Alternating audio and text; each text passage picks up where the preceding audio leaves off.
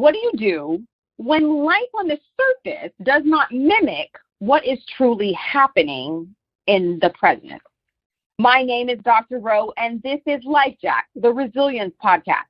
Life Jack is when an unfortunate or unplanned event happens to jack with your life. My guest for this week, Brigit Binns, whose life story is a true testament to resilience. She will share her life story and keys to resilience. Growing up in Hollywood with a mix of privilege and neglect, Brigit faced challenges that shaped her into a successful author of 30 nationally published cookbooks. Her recent memoir, Rotten Kid, A Succulent Story of Survival, delves into her journey of overcoming adversities with humor and optimism. Listen in as Brigit shares her inspiring tale of resilience and empowerment.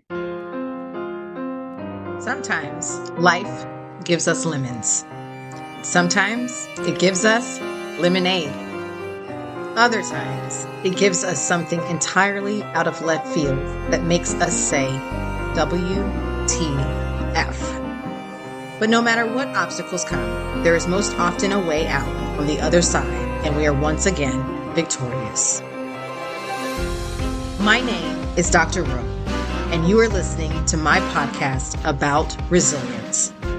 Every guest shares a tragedy to triumph story to give listeners like you the inspiration to push through every single day. Listen now as my next guest shares how they were life-jacked. Hi, Brigit. Welcome. Thank you so much for being a guest on my show. How are you? Thank you so much for having me, Dr. Rowe. It's a lovely morning here in Central California, and I'm happy to be chatting with you about this subject that's so important. You grew up in Hollywood. So what was that like? Is it all the glitz and glamour that they show on television? Well, not really. And, I know a lot of other kids that grew up in my time frame. And I think there was, I don't know if it was a post-war thing or there was just this crazy freedom-seeking. Some friends of mine have said it's because of the sexual revolution and World War II was over. But a lot of parents of that time were very self-involved, and especially in Hollywood, because that's basically what Hollywood is all about. Now, I didn't realize when I was little that I was privileged, but it became clear pretty early on with the private schools and stuff and the kids that I went to school with. We were living a pretty easy life on the outside, and what I would just say is that all that glitters is not gold for sure. Yes, and so when you say that all that glitters is not gold, what exactly do you mean by that? Because I'm sure there was a pivotal moment in your childhood for the reason why you developed the resilience that you have today. Well, the thing that stands out in my brain, my father was an actor, Brigit Binns, and he was on various movies that people may have heard of, like 12 Angry Men and Failsafe and Patton and every TV series in the 70s. And he got a gig on Hawaii Five-0 at one point and flew over. He was over in Hawaii doing it, and my mother and I were invited to join him, which did not happen normally when he was done. And so we went over there, and I was like, oh, my God, there's porpoises in the pool. Somebody put an orchid on my pillow. I don't even know what this is. So I didn't really I wasn't super privileged in that way. However, something happened on that trip, at the end of that trip, that kind of opened my eyes. My parents went home first class. They flew, and I was on standby. I was, I think, 12, and I didn't make it onto the flight. So my parents took off and left me alone in the Honolulu airport for 6 hours. And, I sat on a bench and read A Wrinkle in Time twice. And I saw other kids getting on the plane with their families, and it occurred to me that maybe this wasn't entirely normal. Wow. So wait a minute. So at 12, your parents left you at the airport, took a flight previously, and were gone. And you were just left there and I know that airports are not like, the airports now are not like how they were then. And I have children, and we've been stuck in the airport, and they're luxury, kind of, these days. But, oh, my gosh, what was your feeling at that moment that your parents departed on the plane and you realized you were left there?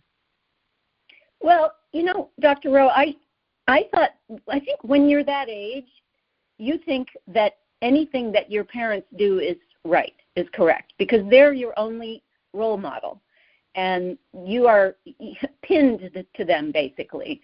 And so I didn't think, oh, that wasn't very nice, or that's a form of abandonment. I did not think that at the time, because I figured if my mother made the decision to do it, then it must be the right thing to do. I hadn't realized yet that she wasn't making rational or caring or nurturing decisions. That came later. But this was my first clue when I saw that other families had a different system. And so I'm sure you finally made it home. And was there any talk or reflection or, oh, my gosh, baby, we're so sorry, or what was the attitude or, environment once you finally made it home? I wish I could say yes, but really the honest answer is no. It was never referred to again. It was just part of life. I mean, then later, not too long later, it was a family summer in Italy. First time I'd ever been outside the country. And again, my parents went first class on the ship, the Leonardo da Vinci on the Italian line. And my half-sister and I were down in steerage in a room with like 4 bunks in it, and basically never saw my parents during the entire cruise. And there was nobody there to tell me what to eat. So, I mean, I think this was an early hint of things to come. I ordered fettuccine Alfredo 3 times a day for 7 days. Oh, wow. And so now let's get into how you got into cooking. Was it the inspiration from the fettuccine Alfredo? My mother was actually quite a good cook. She cared about natural ingredients, I think, before a lot of people did. And she used to make this amazing flank steak that was just marinated in soy sauce and powdered mustard and then broiled in the old-fashioned broiler and sliced across the grain. And that was so good. And I would see her, I would notice, because I'm in the background, right? So I'm topping and tailing the green beans for whenever she's cooking. And I see that people are happy. I see that cooking for people makes them feel good. And that was a huge impression on me at that early age. And I think that's what sent me into the business, which initially was just a sort of a hobby. And then I was lucky enough to go to professional cooking school. And so it actually became my career. But I think it started long before that. Wow. And then after having your cooking career, you decided to begin writing cookbooks. So what made you transform your cooking onto the pages of a book? I was absolutely fascinated when I was, let's say, throughout my 20s and early 30s. I looked from afar at the business of cooking. I was living in England and Spain, and I felt very divorced from my country. I felt that my country was going through the vestiges or coming to terms with the Vietnam War, and I felt very separated. I felt out in the cold.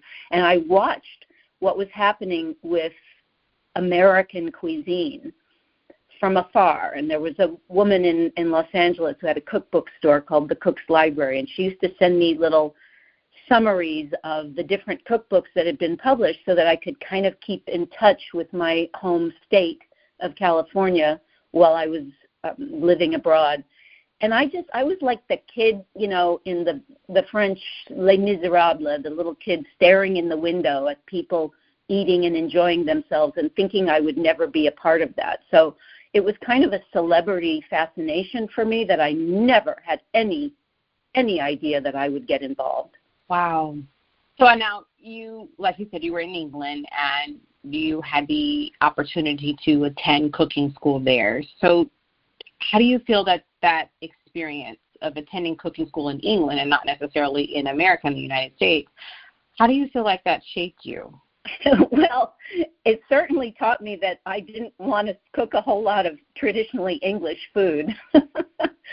But, I mean, seriously, the first week we started the program, which was, I think, a 6-month program, the first week we made steak and kidney pudding. And I was like, well, I don't need to know how to make this. And also it's made with suet pastry. I said, what is suet?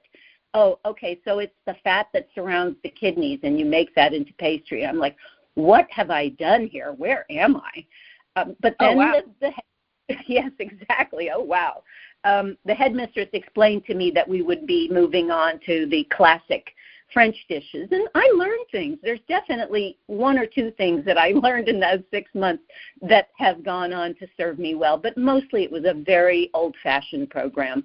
So what types of cuisine or what types of recipes may we find in your cookbooks? Are they all different types of recipes? Are they themed? Like, what are the layouts? Well, I've written 11 books for Williams-Sonoma and a bunch of chef books as well. So a lot of times I am fulfilling the brief that is given to me by the editor or by the chef. And so I've learned to basically, I've become very good at taking complicated restaurant recipes and translating them for the home cook.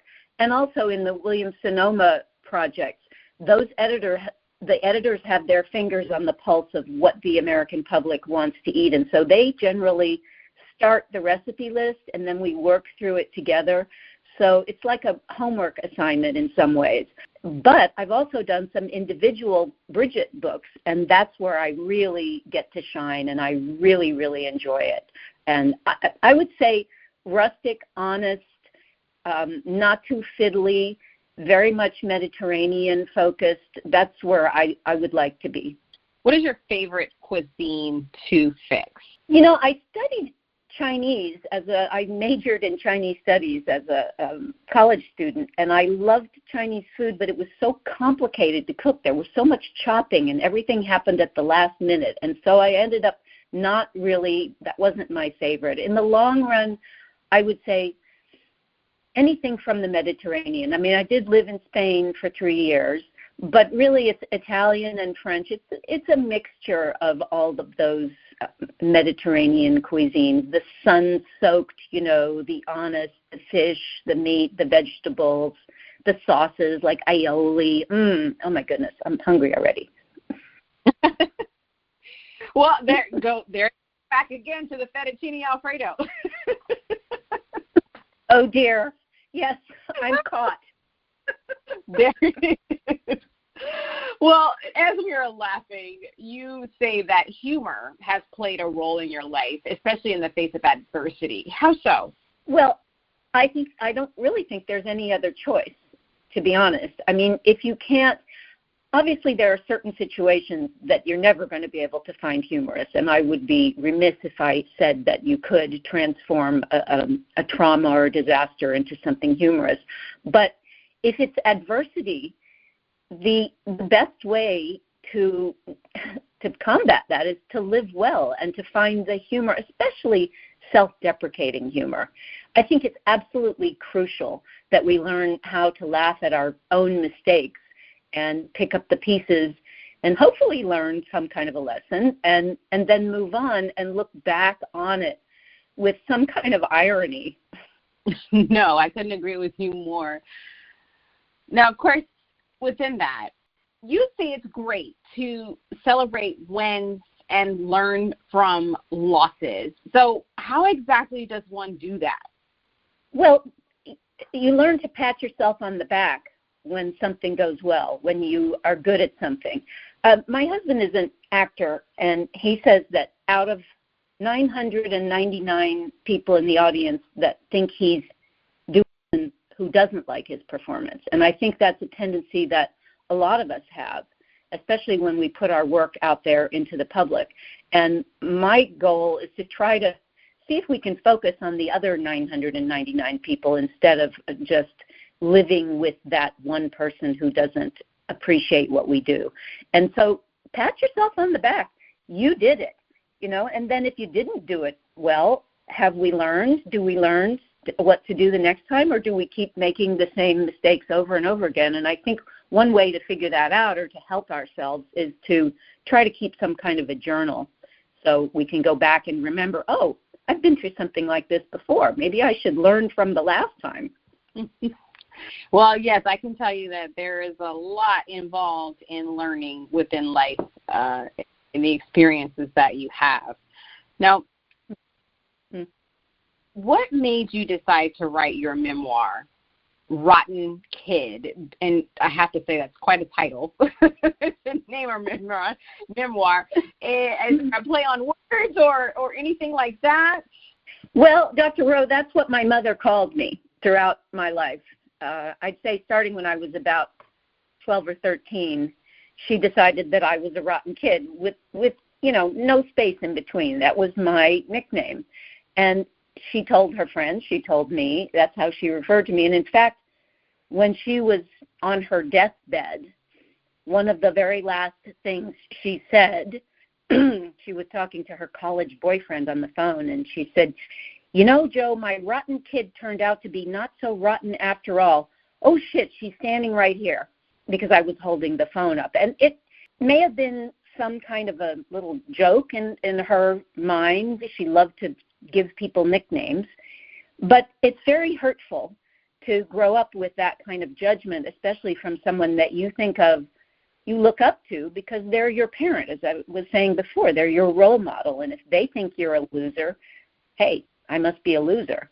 And I wanted to prove to myself that I wasn't, that I had actually accomplished something. I mean, she hated my writing all throughout. Any time I tried to write anything, she thought it was self-involved, selfish, and that was a tough judgment to rise above, I have to say. Well, it's amazing that the nicknames that people give to us, right, when we were children, and they think it's funny, and they believe, honestly, I do think they believe within themselves that they are terms of endearment, but without realizing that they could actually be setting the stage for the damage of our self-esteem or self-confidence. So I totally agree with that. I really do. And regaining one's self-confidence is the big job. That's the big order of the day. No, absolutely. So what advice would you give someone who is struggling with self-esteem and self-confidence? The main thing I would say is it's not your fault.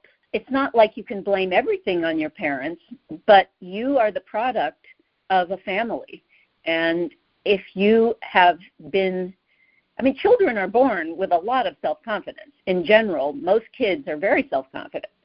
But then life happens. Families happen. Siblings happen. And try to see it that it isn't your fault, but it is your privilege to banish that. And it actually took a fair amount of therapy for me to understand that. But when I did, it was like this elephant had finally gotten off of my shoulders. Now, there is a saying, and it's one that has been told to me that I honestly, I'm gonna be honest, that I cannot stand. And especially when you are an assertive, strong person, right? And it's as if people don't know that you have common sense, but they say to you, choose your battles, right?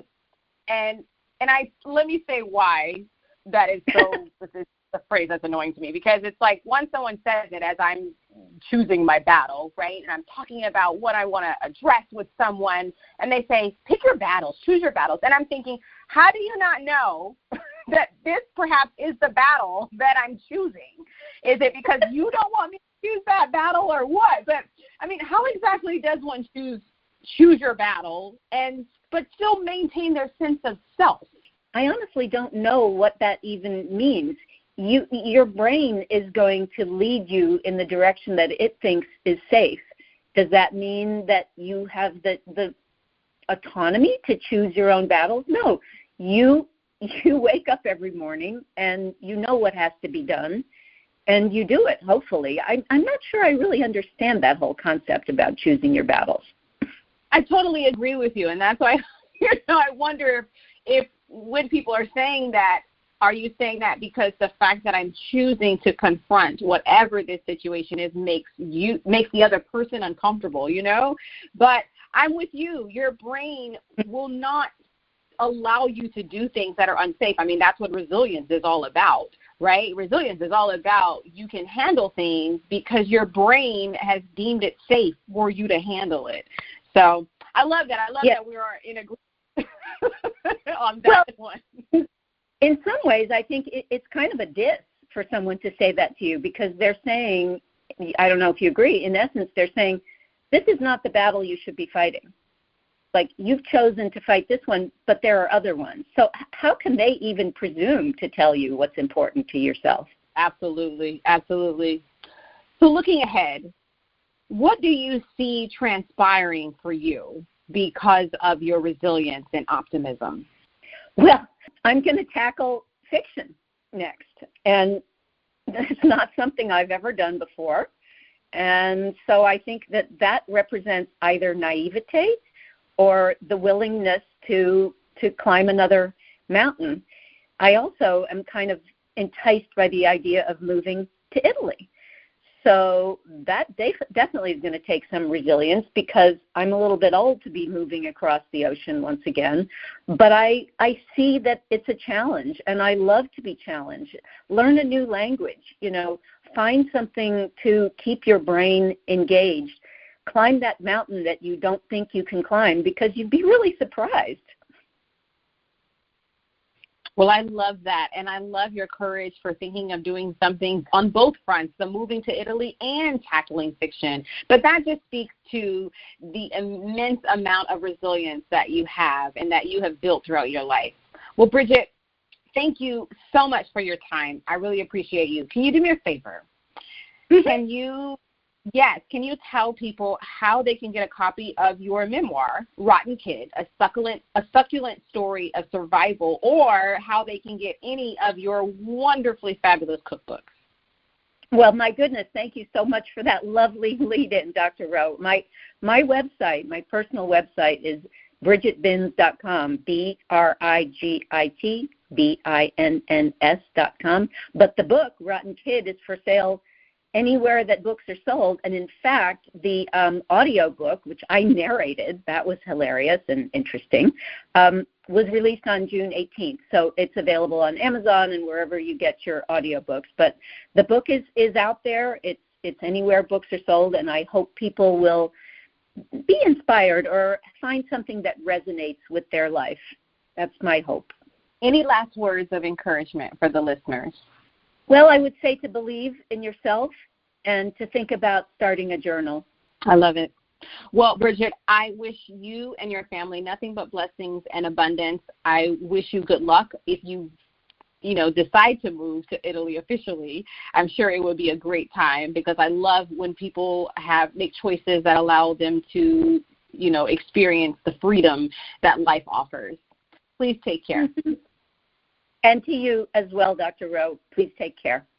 You have just listened to Life Jacked, the Resilience Podcast with your host, Dr. Rowe.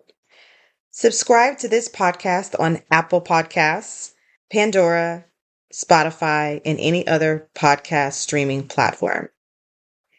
Remember to live, love, laugh, learn, and then repeat. See you in the next episode.